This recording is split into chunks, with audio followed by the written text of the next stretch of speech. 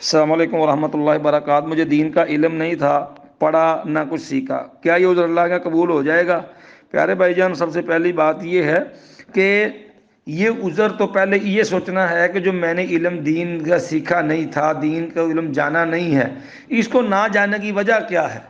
کیا میں ایسے ماحول میں تھا، ایسی جگہ تھا جہاں میرے لیے کوئی اسباب بھی موجود نہیں، ذرائع موجود نہیں تھے، مجھے یہاں گائیڈ کرنے والا کوئی نہیں تھا، مجھے اس کا جو ہے کسی نے جو ہے کیا مجھ میں عقل شعور سینس نہیں تھی اتنی؟ آخر کس وجہ سے میں نے علم نہیں پڑھا، کس وجہ سے نہیں سیکھا؟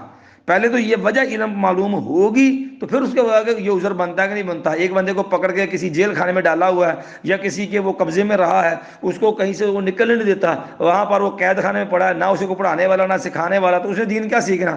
ایسا بندہ تو مجبور ہے۔ ایک بندہ اپنے کاروبار کے لیے سمجھدار ہے، اپنی دنیاوی تعلیم کے لیے سمجھدار ہے، اس کی گریجویشن کے لیے اس کو پتہ ہے میں نے گریجویشن کون سی کرنی ہے، اس کو یہ بھی پتہ ہے کہ میں نے نوکری کون سی کرنی ہے، مجھے یہ بھی پتہ ہے معاشرے میں میرے لیے بہتر چیز کون سی ہے، بری چیز کون سی ہے، لیکن دین کے معاملے میں چونکہ میں نے پڑھا نہیں، چونکہ میں جانتا نہیں، لہٰذا عذر بنے گا۔ پیارے بھائی، اگر ہم اپنی سستی ہڈ حرامی سے، اپنی عدم توجہ سے دین کے معاملے میں کاہلی سستی کا شکار ہیں تو یہ عذر نہیں ہے، یہ الٹا ہمارے وبال بن جائے گا، خطرناک چیز بن جائے گی۔ اس لیے جو ہے پہلے یہ چیزیں دیکھیں ہماری اس جہالت کے اسباب کیا ہیں، اس میں ہم کس حد تک مجرم ہیں، تو اس کا ازالہ کرنے کی کوشش کرنی چاہیے۔ السلام علیکم۔